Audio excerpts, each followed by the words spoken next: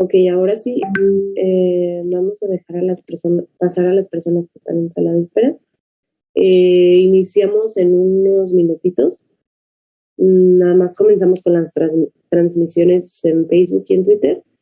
Y les parecen unos 3 minutos, no nos tardamos mucho.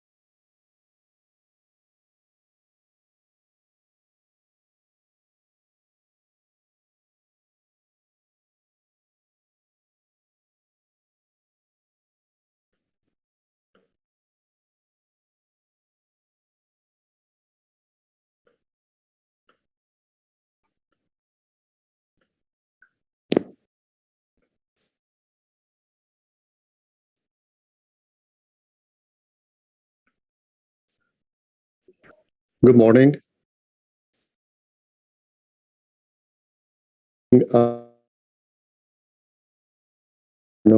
London. We are welcome to this second day of the program of our binational conference on the intersection of climate change and water, agriculture, and economics, UK-Mexico conversation to increase bilateral cooperation. We are going to begin our expert roundtable number 3, water economics, climate change, and climate finance. And to present this segment, I am pleased to introduce Professor Ana Elena González Treviño, who is director of the Mexican and Elena will introduce our speakers for this roundtable session. Over to you, Ana Elena. Hello, thank you very much, Rodrigo. There was a little buzz when you were introducing me, so I will explain that I am from the Center for Mexican Studies of UNAM, the National Autonomous University of Mexico in the United Kingdom, and I am delighted to take part in this important initiative of the Mexican Embassy in the United Kingdom to talk about the question of water and climate change. And to begin, I am going to introduce Dr. Tim Foster, who is our first speaker. He's a senior lecturer in water food security in the Department of Mechanical, Aerospace and Civil Engineering at the University of Manchester. He has over 10 years of experience working on irrigation development and agricultural water management. His research combines insights and tools from a range of disciplines, including hydrology, agronomy, engineering, remote sensing, climate science, and economics to identify and design technologies, management strategies, and policies that enable farmers to sustainably decouple production and livelihoods from hydroclimatic variability and climate change. He conducts projects in several areas around the world, ranging from high productivity farming systems in North America and Europe to smallholder-dominated agricultural regions of sub-Saharan Africa and South Asia. His talk today is entitled "The Economic Value of Aquifers as a Buffer Against Climate Variability and Change." Thank you very much, Tim. Over to you. Thank you, Anna. Just give me a second. I will share my screen.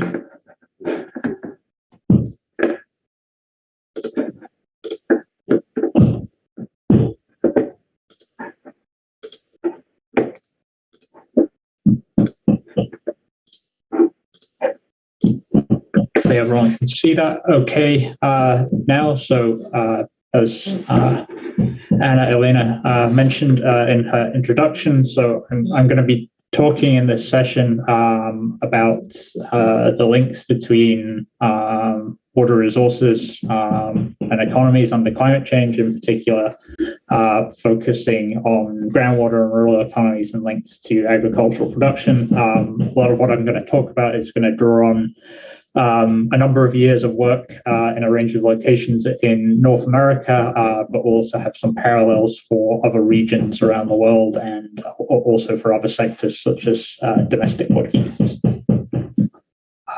So to sort of kick things off, I mean, why is groundwater important and why specifically for rural economies? Well, groundwater fundamentally is a buffer against variability in rainfall and surface water supply that responds a lot more slowly to drought and climate variability than stream flow does. So really for a lot of rural economies and agricultural production, which is the lifeblood of most rural economies, groundwater is a lifeline. It underpins agricultural productivity, resilience to climate shocks, and in turn, it's a critical sort of component of maintaining and growing rural economies and the communities within them. Should also say it's also groundwater in rural areas is obviously also very important for other users, domestic users, but also for sustaining freshwater ecosystems and associated services through baseflow components. What's the problem, though? Well, the problem is that simply in most parts of the world, we are often using a hell of a lot more groundwater than we actually have available in terms of renewable supplies. So this map is just an example to illustrate this. This is from a reasonably recent study by Matt Riddell and others at NASA using the GRACE satellite to study aquifer depletion trends around the world. You can see that there's a number of kind of red hotspots of depletion trends that show up. So in places like southwest and southern central United States, northwest India, the North China Plain, parts of South America, all of these areas where agriculture is a key user of water and where abstraction has been exceeding supply for significant periods of time. Why is that important? Well, there's a number of kind of consequences of aquifer depletion. I tried to illustrate a few of those in the picture shown on this slide. The one in the sort of the top left will hopefully be reasonably kind of familiar to many people in the audience. This is a photo of the street in Mexico City, and you can see the sort of the undulation of the building, which is basically caused by subsidence of the underlying confined aquifer, caused by high levels of groundwater abstraction and depletion over recent decades. In the bottom left and in the top right, we've got kind of a couple of examples of sort of other externalities that result from aquifer depletion. So the bottom left, that's communities in the Central Valley in California that are effectively collecting bottled water supplies because domestic wells had gone dry during the recent drought due to, again, high levels of groundwater pumping during that period. The top right, we have a groundwater-dependent stream, which we're seeing it depleting or entirely disappearing in many areas around the world due to, again, high levels of groundwater pumping, often associated with agriculture. And the bottom right one is obviously not a real picture, but it's a cartoon, but it illustrates quite nicely the fact that a lot of these dynamics around aquifer depletion can lead to potential for increasing conflict between users and between sectors. If we think specifically about the agricultural sector, so agriculture is affected by aquifer depletion in a number of specific ways in terms of links to productivity and profitability.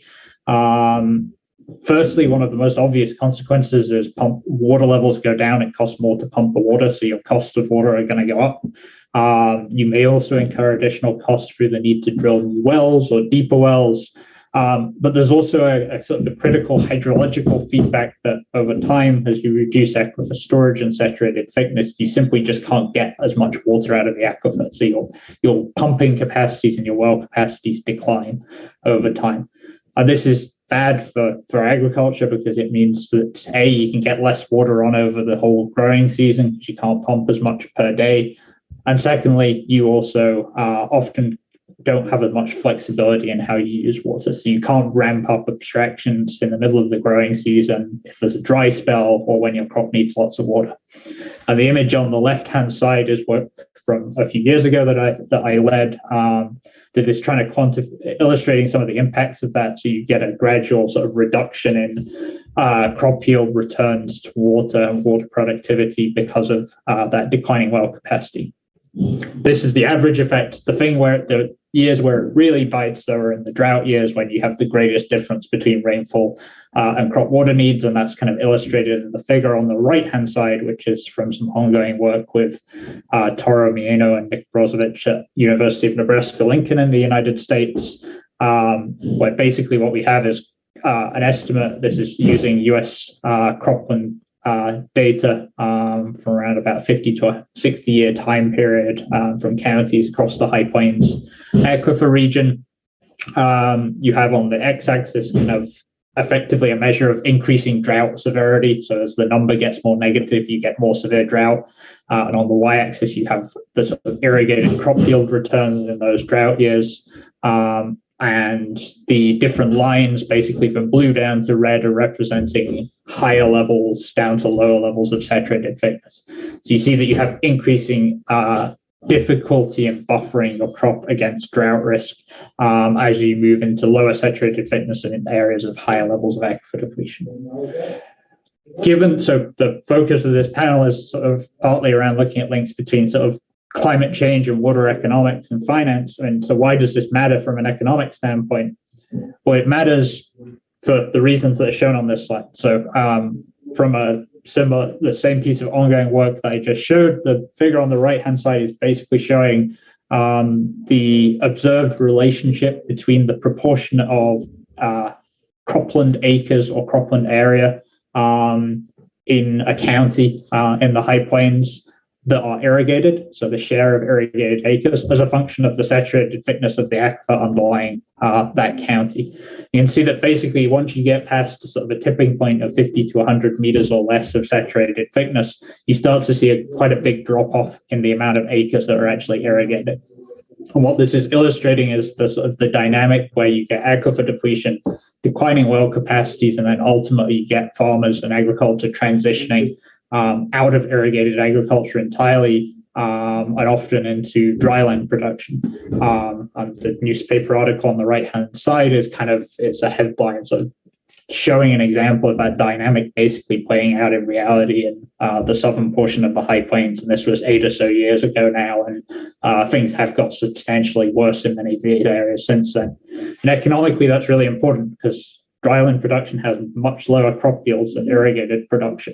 It also requires, less use of a variety of other kind of on-farm labor and inputs. All of that means less profits for farmers, less tax revenues, less local employment, and all of that is very bad and negative for rural economies that depend upon agriculture and don't necessarily have an alternative that they can pivot towards. So what I wanted to kind of touch on in the kind of the remainder of the time that I've got left is kind of basically sort of 3 quick things that I want to think that we need to kind of focus on to address this challenge.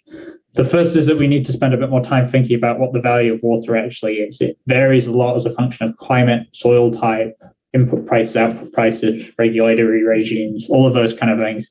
This study is a nice example of trying to map some of that out by Renata Rimseit at University of Nebraska-Lincoln. This is a really important tool because it can provide a basis for helping you to target efforts to both encourage conservation and keep water in the highest value uses, but also a way of anticipating future conflicts and scarcity. The second thing is that we need to pay much more attention to the ability to monitor and enforce policies and restrictions. Most policies are great on paper. They potentially have big benefits for conservation of groundwater and future rural economies, but we have a very poor ability to monitor and enforce them. These figures kind of show that in many parts of the Western US and globally, we really don't meter or monitor the majority of agricultural water use. Addressing that is going to be a critical pathway towards future conservation and addressing scarcity. And finally, that in doing that, we really need to take farmers and local users along with us in the process of conservation and encouraging reductions in water uses and moving towards sustainability. This is an example of the success from a recent approach to local enforcement and reductions in pumping in Kansas and the central United States, which really emphasizes the importance of sort of local control and governance in getting conservation and sustainability plans off the ground. And this is something that potentially has scope to be expanded into other regions around the world. And with that, I will finish up.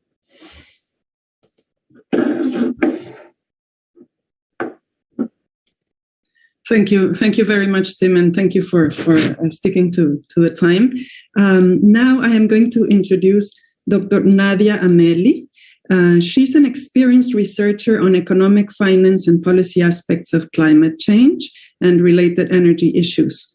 Currently, she is Principal Research Fellow with a proleptic academic appointment at UCL Institute for Sustainable Resources, the UCL-ISR.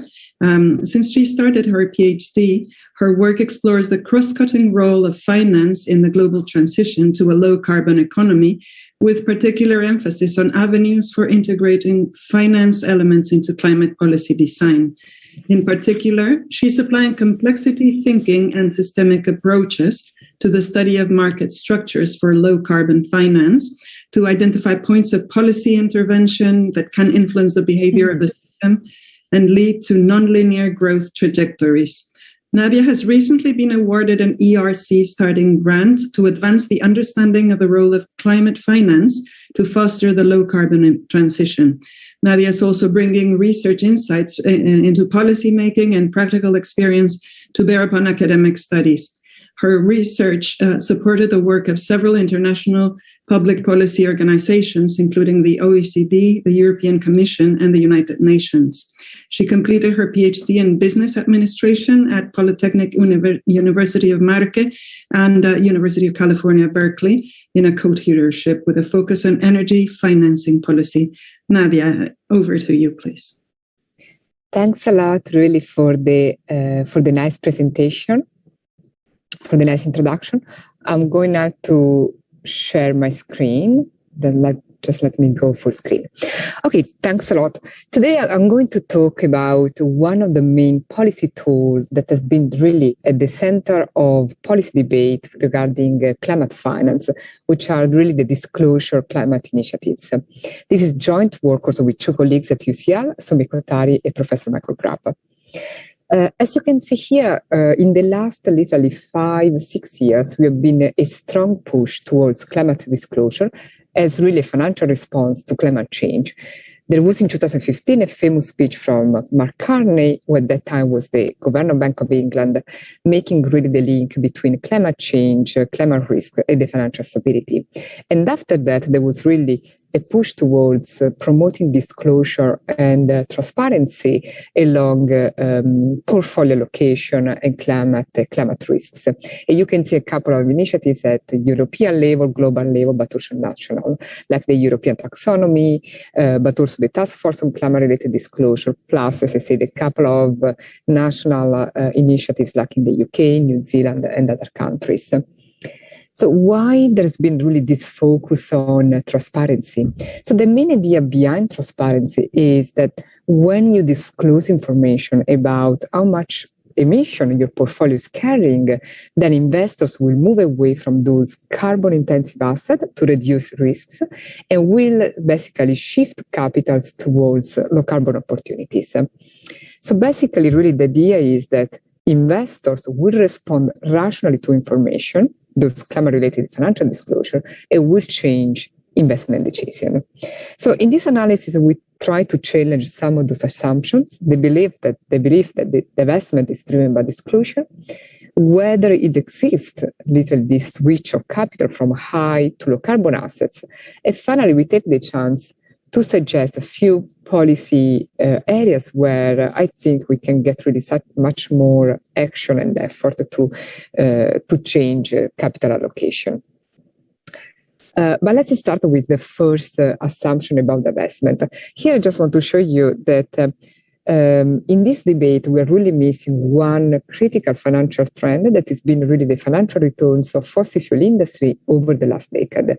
Here we can see the case for the US, taking the case of the Standard & Poor's 500 index, which shows us basically really the difference in terms of market returns of the market overall, which is the blue line, and the energy sector, which is the red line. As you can see, the energy sector and the fossil fuel meaning has been really underperforming the market returns, the market profits. And that's because really, if we put it a little bit into context, usually oil has always been a very high volatile but also high return sectors, where a bunch of factors from the supply side and the demand side always affected the sector volatilities. However, there always been some oil super cycles that somehow enable to really compensate for this volatility, where oil prices will vastly exceed production costs. And that means really high returns for investors. However, this is not really true nowadays, especially in the last years. Now the sector is facing a very uncertain short and long-term outlook. It's experiencing declining returns. In this context, climate change adds an extra layer of uncertainty, but actually most investors hoping for these oil high returns are much more interested in monitoring OPEC and Russia relationships, the OPEC decision, for instance, oil production quota, rather than the results emerging from transparency.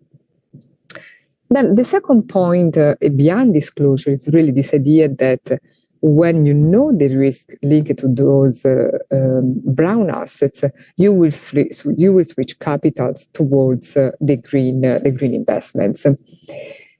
We actually challenge this assumption because we do believe that fossil fuel and renewables are quite two different asset classes from a financial point of view. And we show this through really an analysis of the industry market structure. If we look at the fossil fuel has always been a very consolidated sector dominated by few key players. There were the 7 seasons in around the 60s. Then we've seen the emergence of the OPEC in the 1970s. And finally, we saw the emergence of the state-owned companies. We really see this consolidated structure that allowed the key players to get cost reduction along the value chain.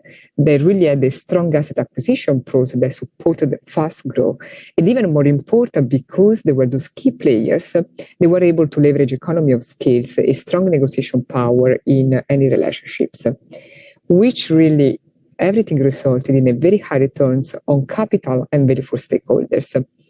On top of this, there was a financial ecosystem that really was developing around the sector. It was used to deal in huge scales through major institutions.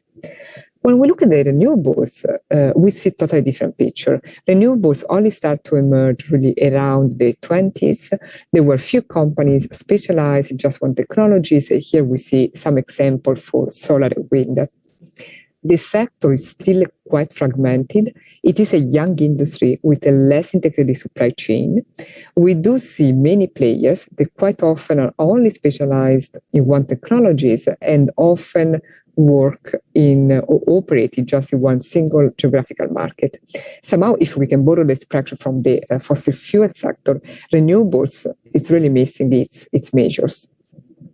Another aspect is that overall renewables are much more sensitive to local conditions. So they're not an international traded commodity. So they are exposed to currency risks against oil, which is traded in dollars. And they rely much more to the energy policy framework. So they're really exposed to regulatory risks. That's just to show you again what is the different order of magnitude between the players operating the fossil fuel and those renewables. Here you can see the top 15 fossil fuel companies and the top 15 renewables companies by market capitalization. Market capitalization is simply the value that the company has on the market. Is basically the stock value multiplied by the number of the stocks. And here you can see how big they are, the brown bubbles compared to the green ones, where we can see that the lowest fossil fuel company really equals the top renewable ones. And the last ranked renewable companies have a market capitalization which is 10 times smaller than the lowest fossil fuel. And that's quite important from a financial perspective because we do know by studies and empirical evidence that market capitalization is positively correlated, associated with investment. So the bigger you are in terms of market cap, the more you're likely to attract investments. And that's really what has been happening over the last years. Fossil fuel assets are the main target of mainstream investors. The financial sector is overall highly exposed to fossil fuel and climate policy relevant sectors. It's estimated around 45%. And renewable assets, on the contrary, are still struggling quite a lot in attracting key investors because they don't meet somehow the investors' preferences and characteristics. They have low liquidity. There are a limited number of companies in terms of market cap that meets investors' criteria. And also they have a short trading history and they're still treated as developing asset classes.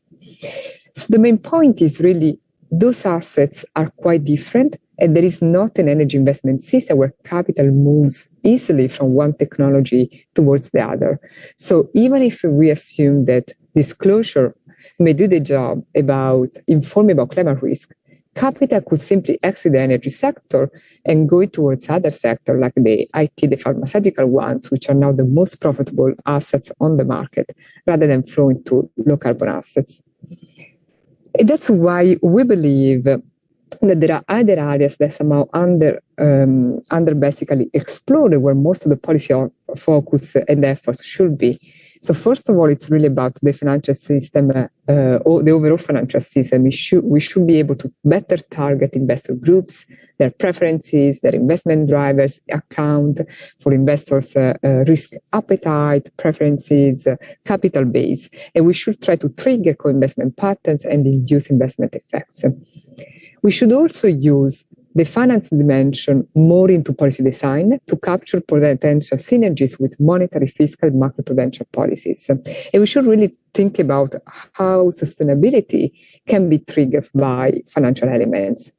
And finally, I think the big elephant in the room is really capital flows in developing countries, where basically, if we look projections about investments, we see those are the areas of the world where most investments will be needed in the future, but where capital is not flowing at all today, because they're really risky country and investors just don't invest there. It's just much riskier than other countries. So we're really missing a strong narrative beyond public support. And that's really my last slide. It's really about doing good or feeling good. I guess, as I said, we really have seen in the debate, in the current debate, that disclosure is taking really a central focus of the debate, of the policy initiatives, and many countries are implementing transparency initiatives. However, disclosure is not really the central plank of capital allocation. So it should be just considered one tool along with other more direct measures that can really switch capitals. And I think if we are still pushing this disclosure narrative, this will really exempt the financial system from more radical action and long-term systemic changes. There was really, we wrote about this just last week in a piece for the Financial Times. There has been also a very popular blog from Tariq Fancy, who is the former head of sustainable finance from BlackRock, about really this topic. And I think we really need to get the difference between impact and risk. What climate disclosure can do is eventually preserve financial stability from climate risk. What it doesn't do is creating the impact. It doesn't really answer the question on how we can enable the true carbon transition. And thanks a lot for listening.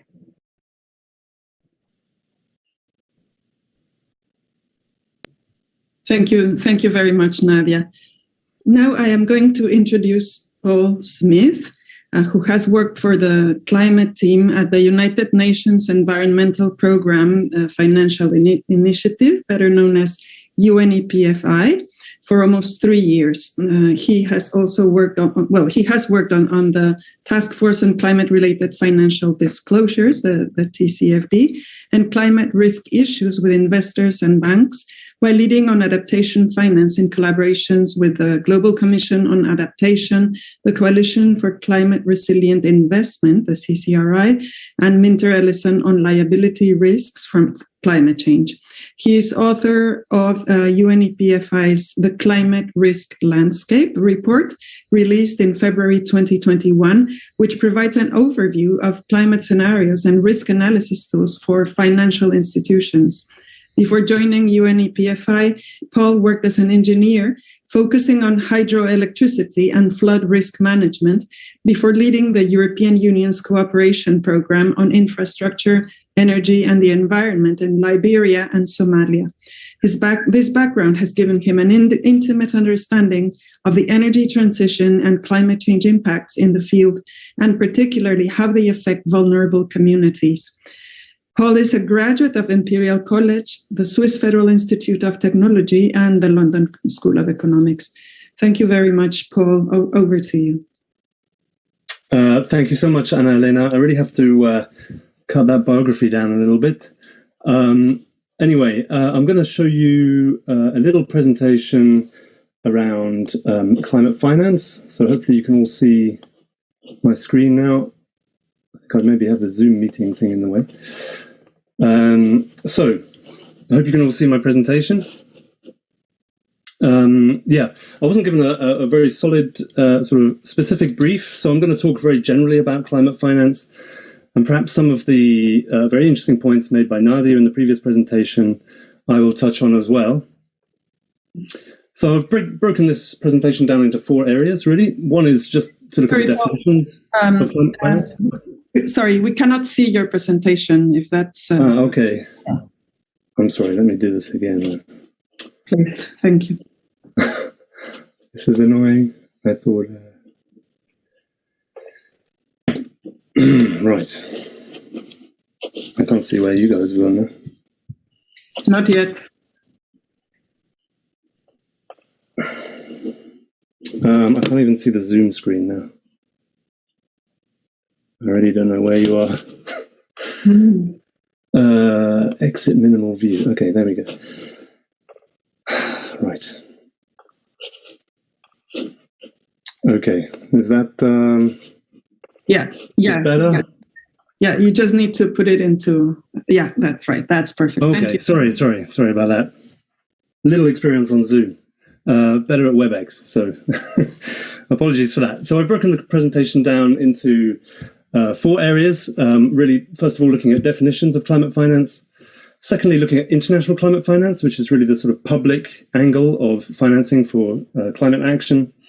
Secondly, what the private sector is looking at, and then perhaps a couple of takeaways from the recent climate summit in Glasgow, COP26.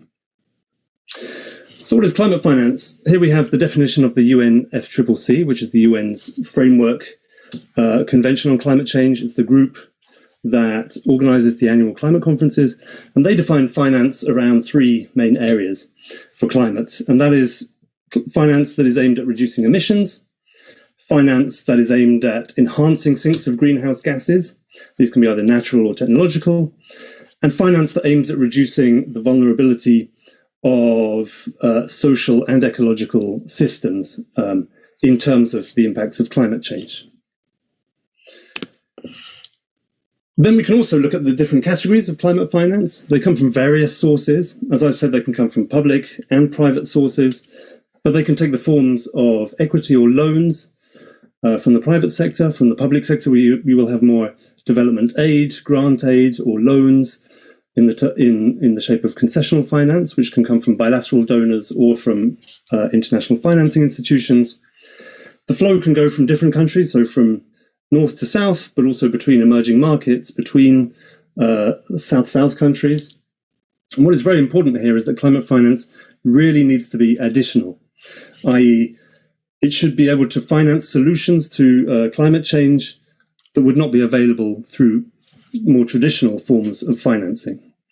And then finally, the objective can be either one of those 3 things, so that I talked about in terms of the definition of climate finance, so mitigating emissions, adapting to the consequences of climate change, creating the enabling environment for scaling up climate finance, and fourthly, something that was a hot topic in Glasgow 2 weeks ago, loss and damage. And I shouldn't say the C word here really, but it's more or less about compensating countries that are heavily impacted by climate change. So now, in terms of climate finance generally, you can see from this Sankey diagram produced by the Climate Policy Initiative in their annual report on climate finance that just over half of tracked climate finance comes from the public sector, and the rest coming from the private sector here, which you can see in red.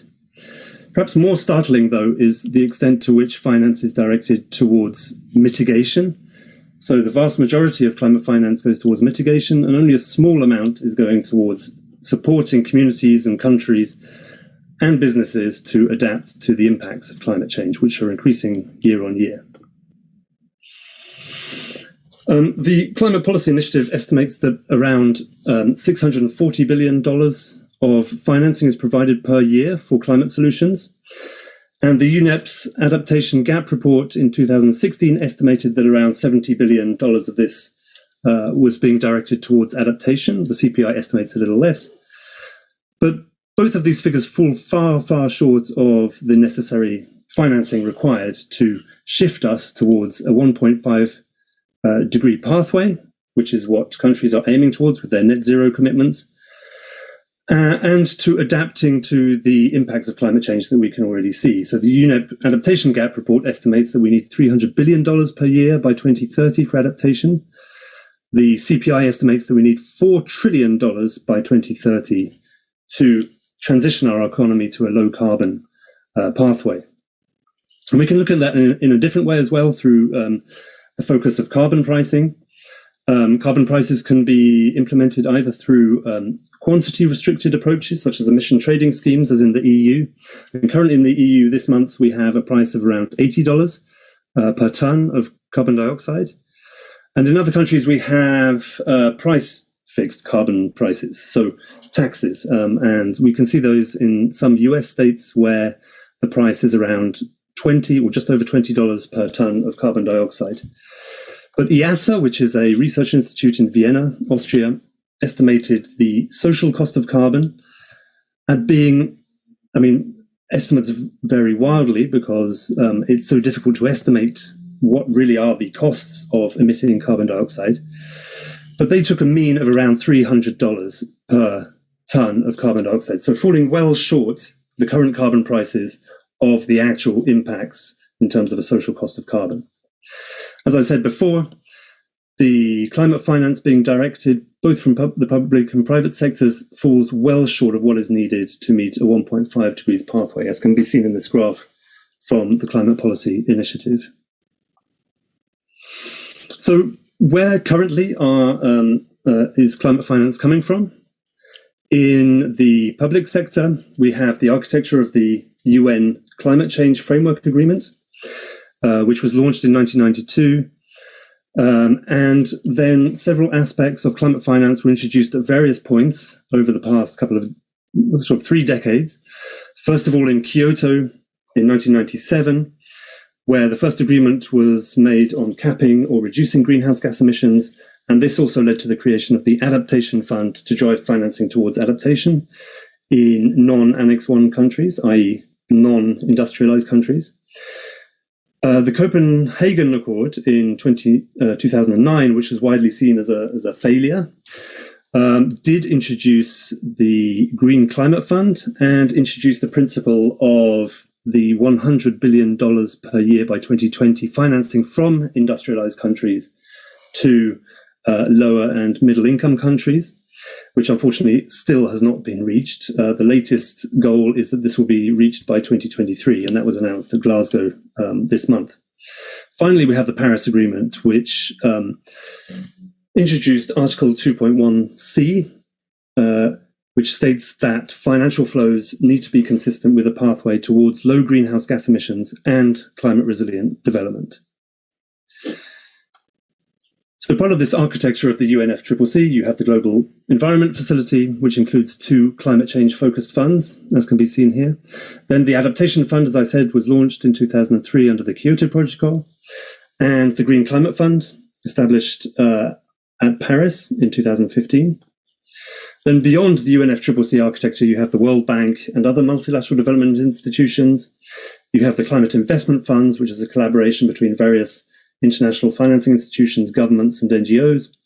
You have UN RED, which is a UN-focused initiative on deforestation and forest degradation, supported by the World Bank's Forest Carbon Partnership Facility, and then a myriad of other sources of official development assistance.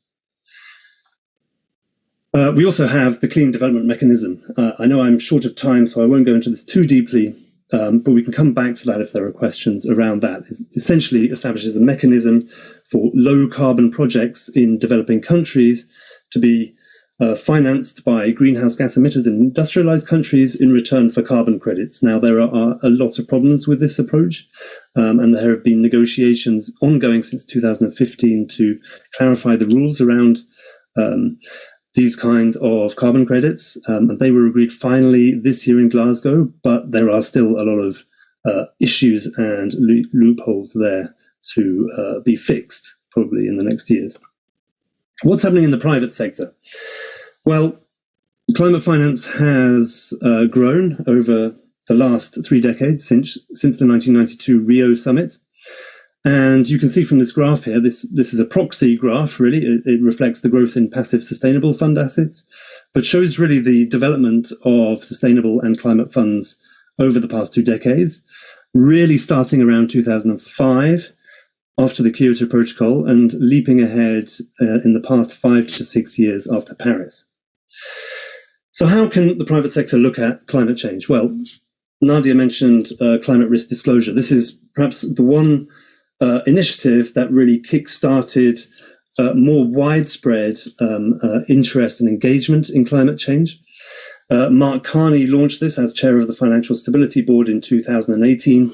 And the idea is to help look at climate change in terms of the impacts on corporate institutions. So how is climate change going to impact on businesses?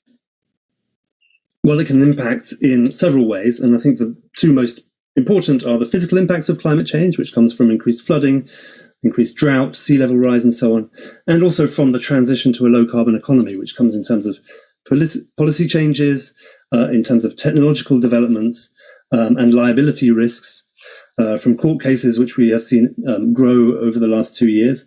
And those can impact directly on the finances of companies and financial institutions. And the TCFD set out a framework from the board level down to the risk analysts and decision-making teams. So looking right from the top, from governance strategy all the way down to risk management, of how institutions should be looking at climate risk. This has received a lot of support, and because of its voluntary basis, not quite working, a lot of leading countries on climate change have taken the TCFD framework and started to put this into financial regulations, both for corporates and financial institutions, particularly in Europe, in the UK, Switzerland, and the EU, but also in other countries, Brazil, New Zealand, Japan, you can see there as well. And the US Securities and Exchange Commission is looking very closely at this as well. UNIP-FI has been helping our members in banking, investment, and insurance, and you can look at some of our documents there. We've produced a myriad of reports to help financial institutions engage on this issue. And central banks are also looking at this very closely, because central banks are really the supervisors of the financial systems in all the countries. And they have come together in two major groups, the Network for Greening the Financial System, which is perhaps more global north biased, and the Sustainable Banking Network, which is perhaps a little more global south biased. But in many cases, they come together to look at issues around climate change, how central banks can slowly pivot the economy towards a low-carbon economy through disclosures, through green bond buybacks, stress tests, and not currently implemented, but looking at possible higher capital requirements for banks and institutions that are invested more heavily in fossil fuel-heavy industries. But then we also have technological developments. This is covered in climate risk. And as Nadia said, climate risk alone cannot pivot the economy. But investment in new technologies can. We've seen, for example, here solar cells decrease by a factor of 400 in terms of cost per watt, from over $100 per watt in the mid-70s to well below 40 cents per watt in 2020. And this is a ridiculously complicated graph, but it essentially shows the rise in efficiency of solar cells.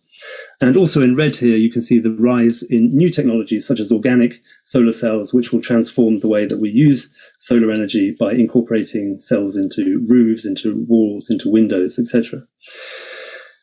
But we cannot just look at renewable energies. The economy needs to transform in its entirety. And this is why at UNIP-FI we've brought together banks, asset owners or investors, and insurers to set targets across their portfolios and to really pivot not only in terms of renewable energies, as you've seen, Nadia described how little investment still is going into renewable energy. That is growing rapidly, but it's still not quite there. But these traditional financial institutions really need to step up, and you've seen how long it takes to move from $100 per watt to very cheap solar energy. But we really need to move much more quickly over the next decade and invest in innovative solutions. It's time, sorry. Okay, I'm sorry. Yeah, I'm just saying that at UNIP-FI we're working very hard on this. But, I have a lot to say, and it's over to you now. I will stop sharing, and that's it. Thank you. Thank you very much. Sorry for the interruption. Yeah, we would love to go on, but the idea is, yes, to sow a seed of curiosity and possible collaborations for when we have more time. Now, I am very happy to introduce my colleague, Francisco Estrada, Dr. Francisco Estrada. He finished his studies of economics at the Ibero-American University in Mexico, then obtained a master's degree in risk management by the Autonomous Technological Institute of Mexico, and completed his PhD on environmental economics at the Vrije Universiteit Amsterdam, where he is also a visiting lecturer. He holds an established researcher position at the Atmospheric Sciences and Climate Change Institute at the National Autonomous University of Mexico, UNAM, where he also served as head of the department while bolstering the creation of the Climate and Society Group. He belongs to the National Researcher System in Mexico, Level 2, and he is currently coordinator of UNAM's research program on climate change. Welcome, Francisco. Thank you very much, Anna. Let me share the screen. Wait a minute. Yeah, okay. Well, not the right slide, but I'm in the right track. Let's wait a minute. Yeah. Okay. Thank you very much. I'm going to talk to you about the economic cost and risk, particularly for climate, for Mexico. And in particular, I'm going to talk about a study we did 3 years ago for the 6th National Communication of Mexico to the UNFCCC.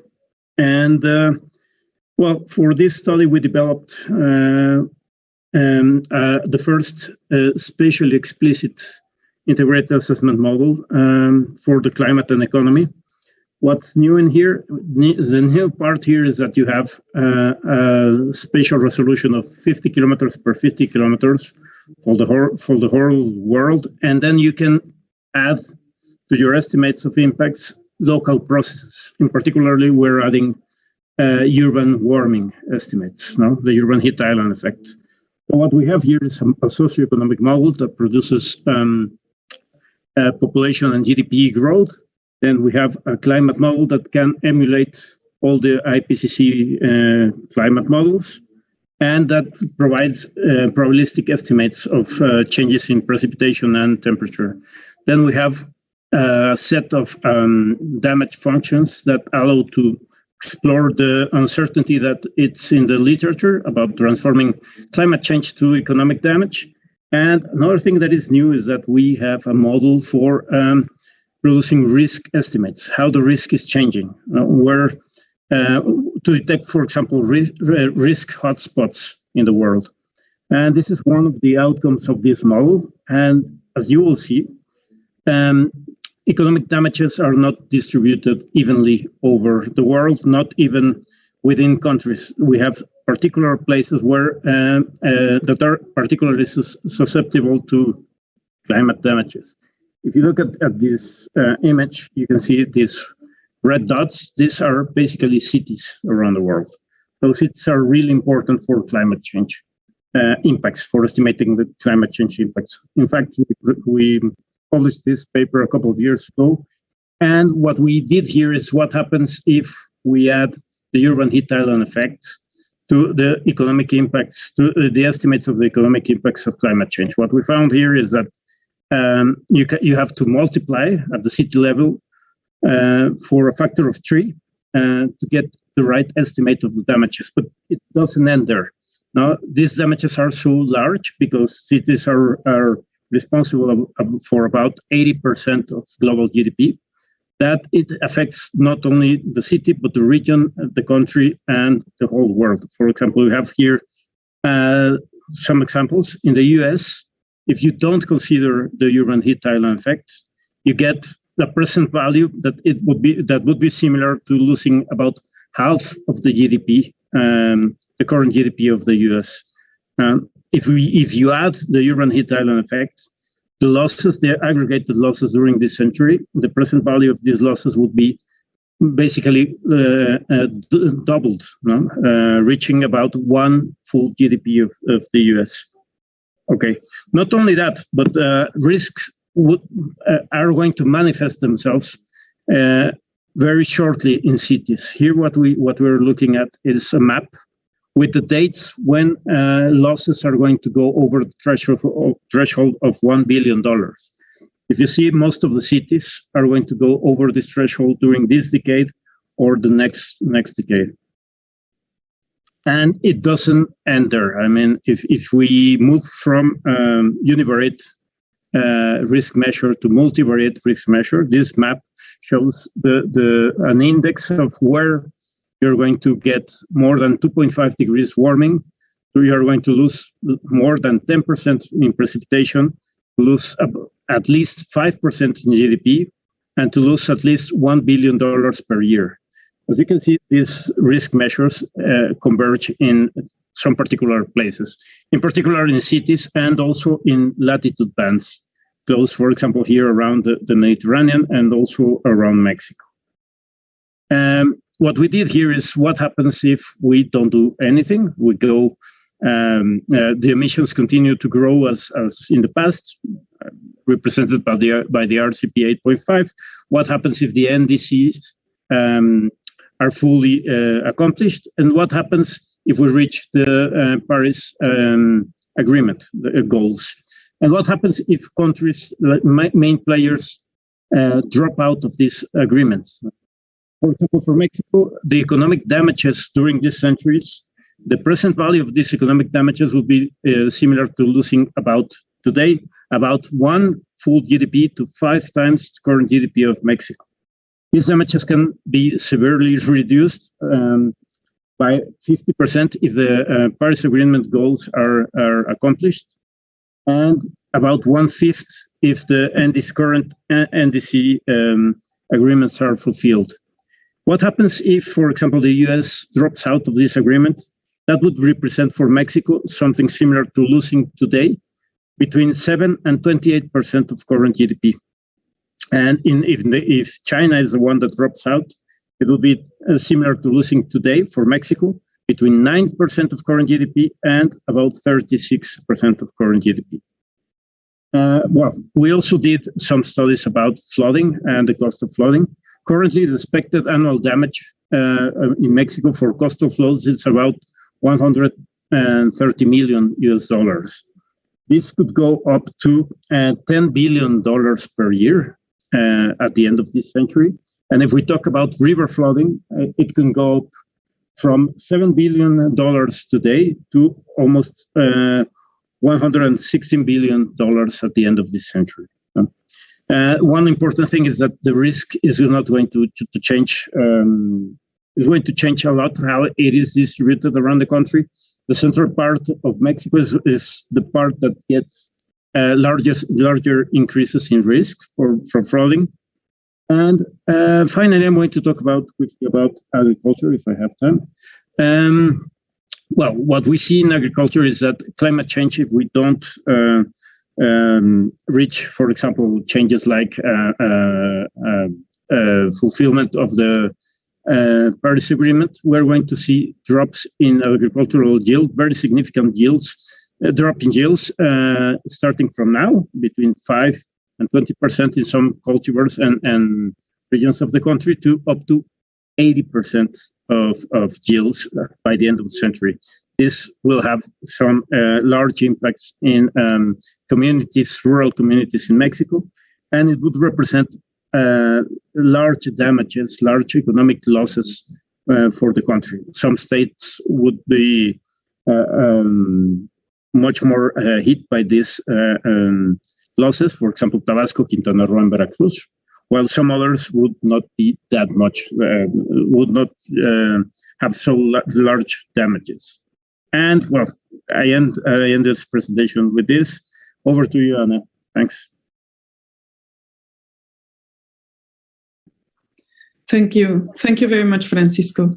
And well, the time has come after this for very interesting and very compelling presentations. I would like to invite our audience to write their questions in the chat box, or I believe that amongst panelists themselves, perhaps you would like to ask each other questions or make a comment about the different approaches that have been exercised to address this question.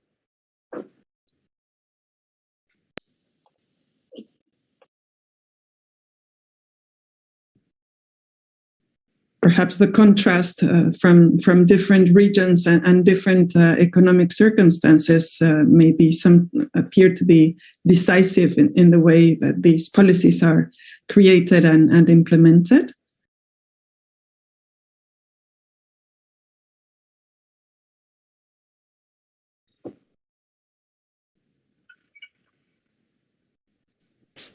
I can comment a bit on this, Anna, if you just start the discussion. Well, my research really focuses on climate finance. I will provide just some insights, reflections on current frameworks around climate finance. But definitely, if we look some of the current public tools and frameworks, most of those frameworks have really been designed by developed countries for developed markets. There is almost nothing for developing countries. That's one of the points I was trying to raise in my presentation. It's really where the elephant in the room is, in the sense, because most of those frameworks, like the EU taxonomy or the Task Force on Climate Disclosure, they do come from the developed world. They're really designed to address challenges or to mobilize capital in very well-developed financial markets, which are in Europe, US, maybe in China a bit, but they don't do almost really nothing about the developing world. And again, that's really where most of the investment needs it will be in the future. But also, I would say the developing countries will score very badly against those frameworks, which really weight a lot of attention on risks. Because if we think about ESG criteria, for instance, I mean, a developing country won't score better on governance, corruption, environment, or other social values compared to Europe or other countries again. So I guess, I mean, one of the challenge for me, or one of the goal we should aim to, is really to have more these inclusion current frameworks about the needs of different countries, and especially the developing world.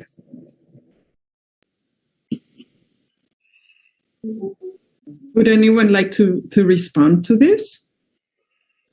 Yes, Paul. Thanks, Anna-Elena.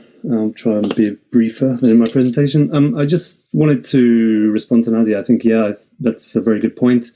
A lot of the institutions in emerging markets and non-industrialized countries really struggle with the TCFD framework. I think it's very data intensive, and calculating climate risk relies on having good data from clients and good climate data, and that's something that's very difficult to achieve even in Europe and the UK, where they've implemented these mandates now, and in other countries such as South Africa, Brazil, that is a real struggle. And does it really lead, as Nadia said, to climate action, positive climate action, to transition us? That's extremely debatable. So perhaps the focus should not be so much on these sort of climate risk disclosures, which will take time, and we don't really have time. We need more positive climate action, I think, and particularly in the Global South, where these sort of very data-driven approaches are that much more difficult to implement. I just had a question for Nadia, actually, because she said that the valuation of some of the larger oil companies was still much greater than renewable energy companies in 2019. I haven't gone into that very closely, but I would just be interested to know if that has changed over the last 2 years, particularly now, as we've seen in the transportation sector, you know, Tesla and Rivian being worth far more than Ford and General Motors. So has that changed at all? Should I just respond, Anna? Thanks a lot, Paul, for the question. Yeah, the market capitalization is really... Yes, Nadia, just a minute. Yes, you can respond. We just need to finish by 15:40. So yeah, a quick response. I'm so sorry. No worries. I just want to say that the market capitalization is really a picture that captured the valuation at daily level. So this was taken in at the end of December 2019, and just to make some comparison before the COVID. Those numbers are changing, but still I would say the order magnitude is still the same. Tesla was not there because for renewable companies, we selected those companies that are actually really involved in renewables. while Tesla is more kind of electric company, so it's not really, it wasn't included in our sample because we wanted really to compare fossil fuel producers and renewables ones. But I would say that even some valuation changes.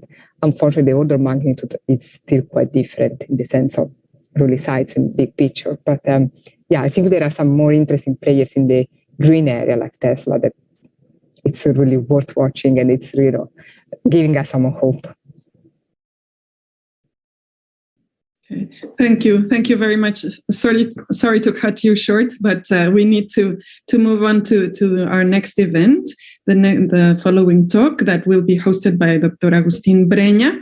I can only thank the panelists for their presentations, in the hope that they have contributed to the knowledge of all present as well, and thank the audience both here within the Zoom and also in social networks.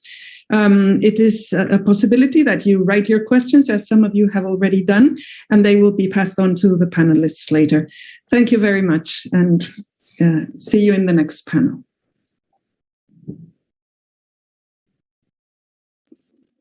Thank you.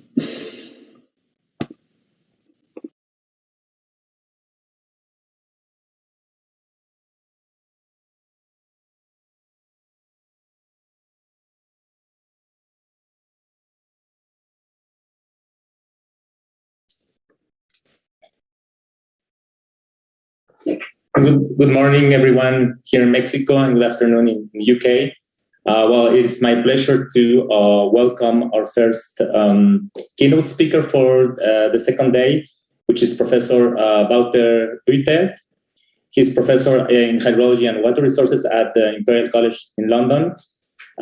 Professor Buitert is an expert on the impact of environmental change on the water cycle and its consequences for managing water resources and flood and drought risk.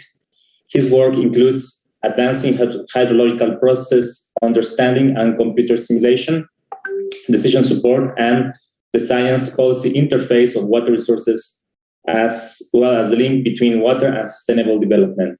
He's working extensively in developing regions, most specifically in the Andes and the Himalayas.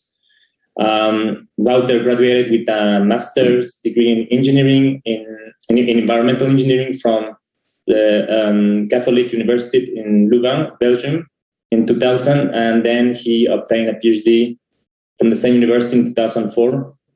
Afterwards, he joined Imperial College and afterwards he holds a couple of positions at Lancaster University and the University of Bristol before joining Imperial College in 2009. So please, Professor Wouter, it's a pleasure to have you with us today. Thank you very much, Agustín, for the great introduction, and indeed for the opportunity to give a talk at this event. It's really my pleasure. Although when I looked at the schedule, I was a bit concerned that it might be a sudden jump from the previous or the topic of the previous panel discussion to my topic. But actually, having listened to the presentations and the discussion, I'd be very happy to pick up on some of the questions and concerns that were raised at the very end. One about how to work in and include the global south, and the other one about the issue of data, lack of data as a fundamental bottleneck to supporting governance and climate change adaptation. Because those are really two important aspects of the story that I would like to tell today in this talk, which is about try and find local solutions to global water security. And I think water security is one of those concepts that's where conceptually we grasp what it's all about, but which in the end is if you look into the little details, if you will, the nitty-gritty details, is very strongly determined by very specific, often very specific local processes, both of the physical environment, the way that water moves through the landscape, that the watersheds shapes, the hydrological response creates extreme events, etc., as well as obviously the local social reality.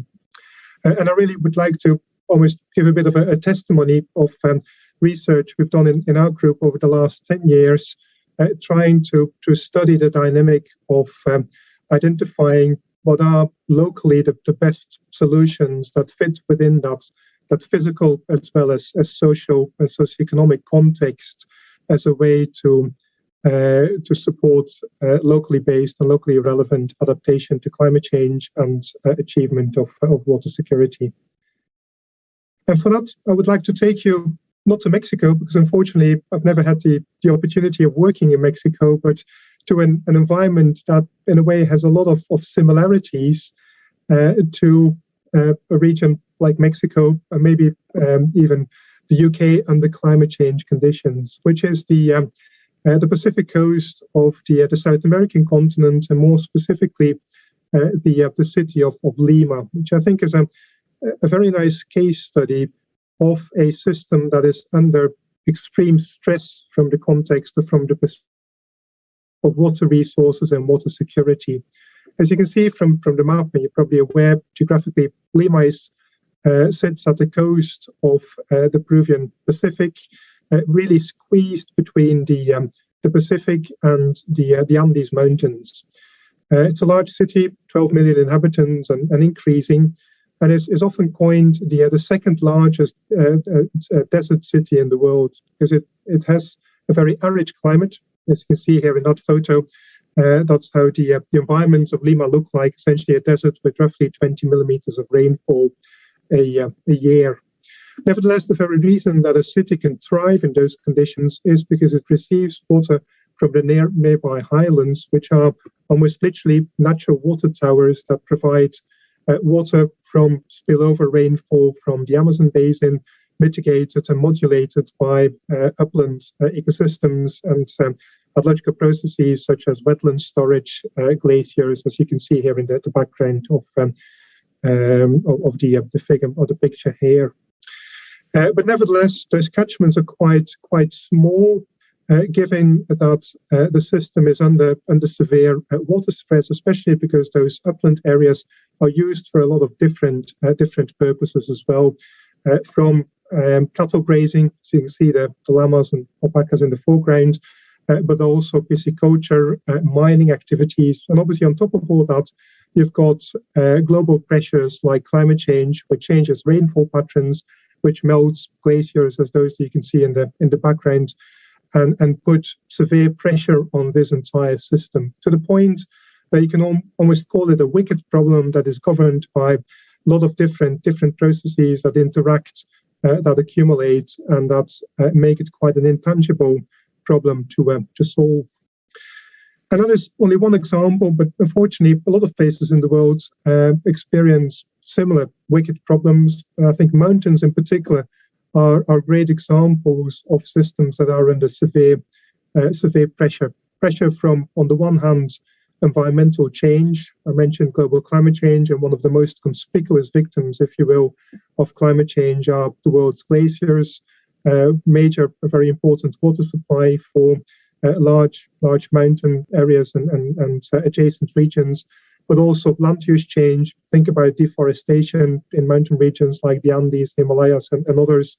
Agriculture, which in a way is if you will, another impact of climate change, and actually those highland regions become warmer and are more attractive for agriculture. So the agricultural border moves up, which in itself is a good thing because it allows people to make a living, but has side effects in terms of impacts on hydrology, erosion, and water quality, as well as the hydrological response of the rivers that descend from those mountains.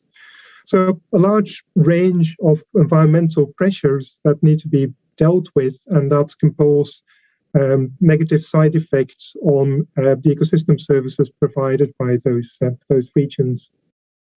And just one example, being a hydrologist and environmental engineer by training, we focused a lot on looking at exactly those hydrological side effects of human activities happening in those mountains, from agricultural expansion, as you can see here, to reforestation with, for instance, exotic pine species, as is quite common in for instance, the Andes, to burning and grazing practices, as you can see here. And indeed, as much as these practices are worthwhile and important to support local livelihoods, they do have often negative impacts on water availability. As you can see here, for instance, in the runoff ratios of pairwise catchment comparisons that compared natural pristine catchments with intervened catchments, and you often see that the total water yield, water provision of those catchments goes down, especially in the case of, for instance, forestation, because pine species consume much more water than the natural grass environment in this case. And obviously that has an impact. More water that is locally consumed means less water available in downstream rivers that come out of those regions. But also in terms of, for instance, the flow duration curve, which indicates, if you will, the buffering capacity of those systems, you see that flow duration curve becomes steeper as a result of human activities, essentially meaning that you lose buffering capacity. You'll increase extremes on the one hand, high flow extremes that might cause flood risk downstream, but also reducing the base flows, which are quite important for downstream water availability. And again, that's pretty much exactly the opposite of what water supply engineers are looking for in a natural system. So clear, if you will, clash between different types of ecosystem services, different types of interests. On the other hand, agricultural production, wood production, meat production, and on the other hand, water availability. And obviously, a lot of interventions, a lot of solutions are being sought to mitigate those impacts. And a very clear example of a way to counteract the loss of water storage in those systems, be it from the reduction of glacier area, or from, for instance, soil degradation and a reduction of soil water storage capacity. One example is, for instance, building artificial storage, as you can see here in the case of the Sibinacocha Dam in the catchment of the Vilcanota River in southern Peru, and a man-made intervention that counteracts some of the negative impacts and increases water availability. And obviously, in many places, that works really well. That's the success, if you will, of water resources engineering. But obviously, those kind of practices do have some negative side effects. One of them being that they are quite expensive. They're very big infrastructure projects, so they are costly. They have a big local impact. But another more fundamental issue in the current conditions of climate change is that they're very low flexibility. And that is a problem, given that we don't know what the future will be like. We know that the world is warming. We know that it will have an impact on, for instance, precipitation regimes. But there is still a lot of uncertainty in quantifying the precipitation regime of, for instance, a region like Vilcanota in 10, 20, 30 years' time. And that is a very fundamental problem if you want to design, for instance, a dam which needs to be there for 40 years' time. Obviously, you want to make sure that there will be sufficient rainfall to fill it up. So the low flexibility of a lot of traditional water resources interventions is a fundamental issue with in the context of an uncertain future and the uncertainty on future climate. And that has led to new types of interventions and new solutions, and particularly nature-based solutions are one of those that are very, very much on the minds of policymakers, as is, for instance, witnessed in the World Water Development Report issued by the United Nations a few years ago, which was entirely dedicated to nature-based solutions. And essentially, nature-based solutions are a wide variety of tools or potential interventions that leverage the natural processes, from enhancing artificial recharge to conserving regions to protect soil water content and soil water storage. So a large range of potential interventions that can be done to improve the hydrological functioning and increase water security to extremes such as both drought and flooding. So a great and very promising solution or set of solutions that is being considered in a large range of settings, including in the example of Peru with which I started off my presentation. But the main problem of NBS is that they affect a large range of potential processes.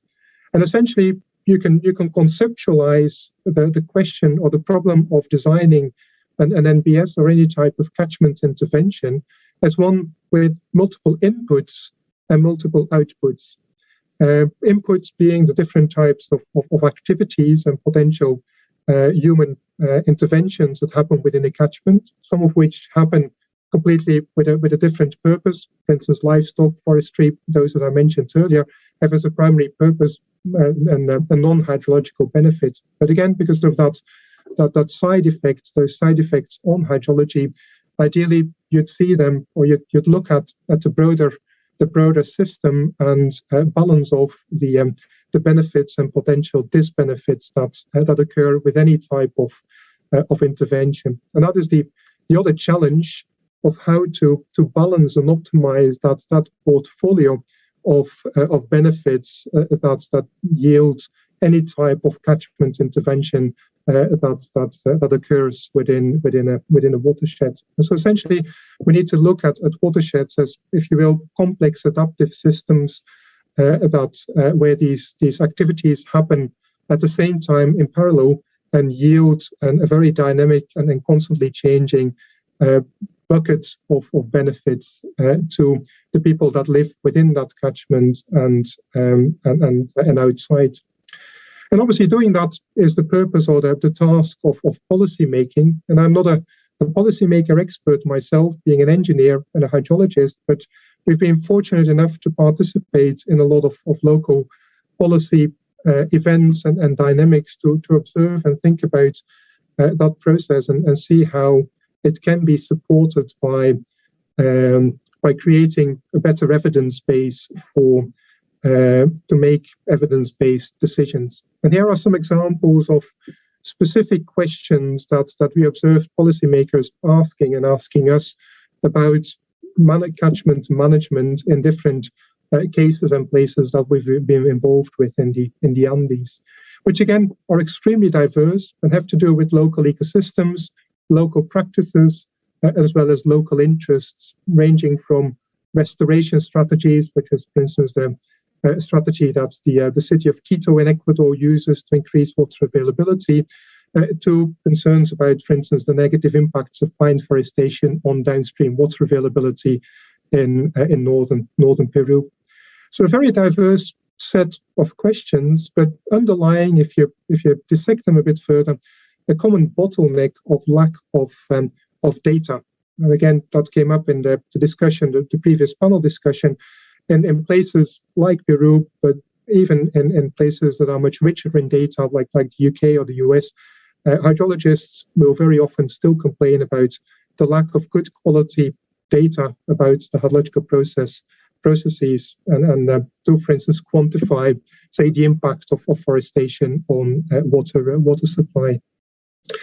And so we then started to think about how do we alleviate that data scarcity, and particularly how can we make use of ever-advancing technology to make sensors, to provide or build technical solutions to alleviate and alleviate the data scarcity issue, essentially enable different actors to increase the amount of data that are being collected. And one particular approach, which is on the mind of a lot of scientists as well as policymakers, is to tap into that huge potential of citizen science, which basically is facilitated by the ever-increasing availability of technology, especially low-cost and easily accessible open source hardware, as it's often called. Think about Arduino, think about Raspberry Pi, just some examples of recent developments and inventions that make it much easier to build sensors, much cheaper as well, install them, and actually allow non-experts, non-scientists to be involved in the whole practice of collecting data. And again, this is a a very large dynamic that is intensively studied all over the world, but where there's a great potential to apply within the context of water resources management. And indeed, we've done that working with local counterparts and set up essentially a participatory monitoring or hydrological monitoring initiative, which started off with a few catchments in Ecuador and now covers 5 countries, Chile, Bolivia, Peru, Ecuador, and Venezuela, and is still expanding and leverages those low-cost technologies to set up monitoring and basically fill the gaps in institutional monitoring, which inevitably exist in large and complex and resource-constrained countries like the Andes. And so here are some examples of the type of information that this network has generated, and which as scientists we've been able to analyze and actually confirm that it generates data that is of sufficient quality to solve some of those questions that I mentioned in my earlier slides about land management and the impact of, for instance, forestry activities and other local land use practices on water availability, and exactly generate that evidence base to make better decisions about, for instance, cattle density, locations of priority areas for conservation, etc. But it's also been very useful to think about the process itself and how it can be improved, and how it particularly can be improved in terms of inclusion and, if you will, co-creation of knowledge. And one aspect is obviously creating the data. Another aspect is making sure that the data are being interpreted, that basically knowledge is extracted and makes it to the people that make decisions based on that evidence. And a very important realization there is that is not a linear process of the scientist generating the data and passing it on to the decision maker making decisions, but that is a tendency or an evolution towards a much more multi-directional type of knowledge exchange, where scientific, if you will, traditional scientific knowledge is being integrated with local expert knowledge, with indigenous knowledge, and really basically results or integrated in a way that maximizes the evidence base that is used to take local decisions and design those local strategies.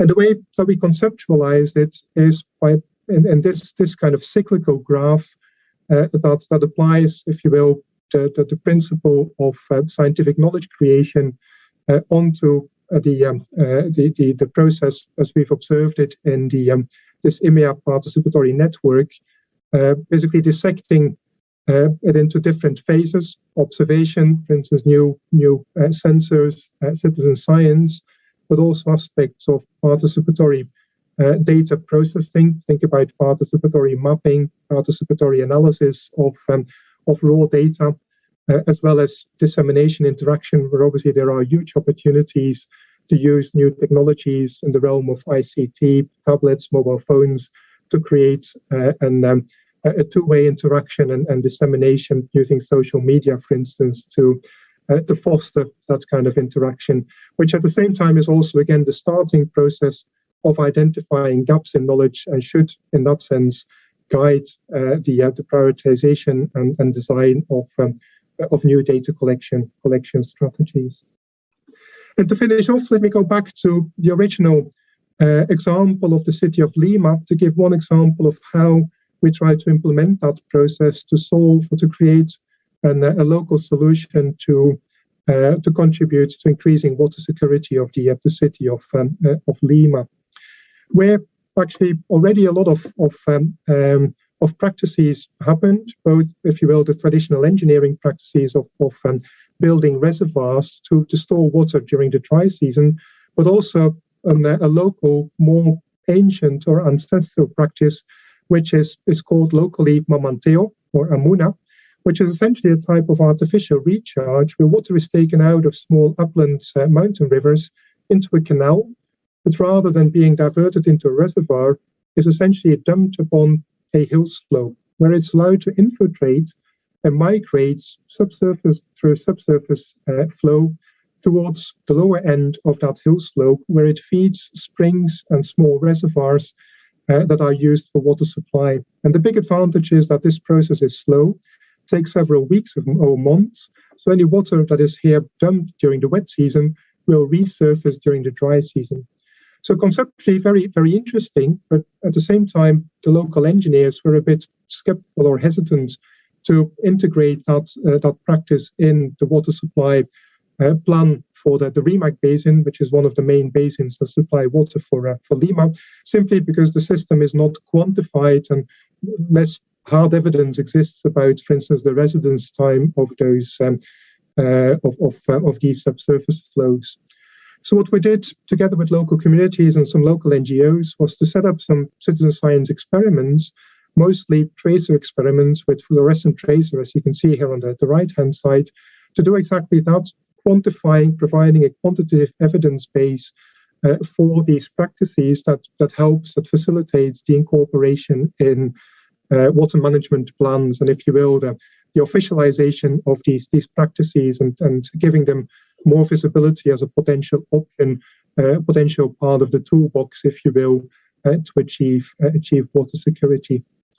And so we combined the results of those experiments into a model that allowed us to simulate at the basin scale how water availability, and especially the seasonality of water availability, changed if we go from the natural seasonal river flow to the implementation of only grey infrastructure and the further integration of both grey and green infrastructure, where you can clearly see that it's able to take out a lot of the wet season flow and storage to make it available during at least part of the dry season flow. And I think a great example in that context of how the combination of classic grey infrastructure as well as novel green or natural infrastructure, if you will, can actually achieve a system that is both more flexible and more resource efficient, more cost efficient than a system that is uniquely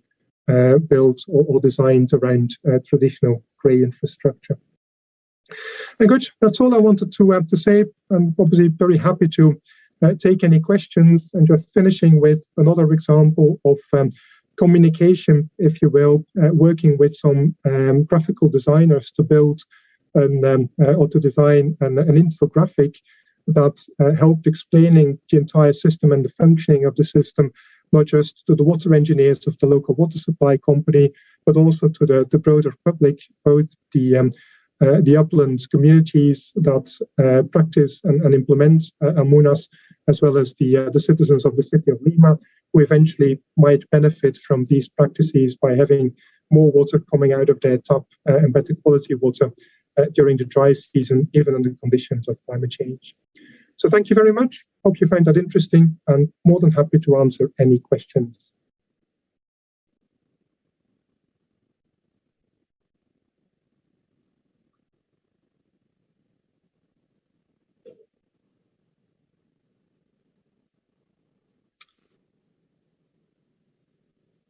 I think I see some questions in the chat. Agustin, are you happy for me to just pick them up? Yeah. Yes, Walter. I cannot see the questions on. Oh well, yeah, because there are questions on Facebook that I cannot see, but we have one question here appearing in the Zoom platform. So Luis Guillermo Garcia is asking, how do you measure the recharge of the aquifer?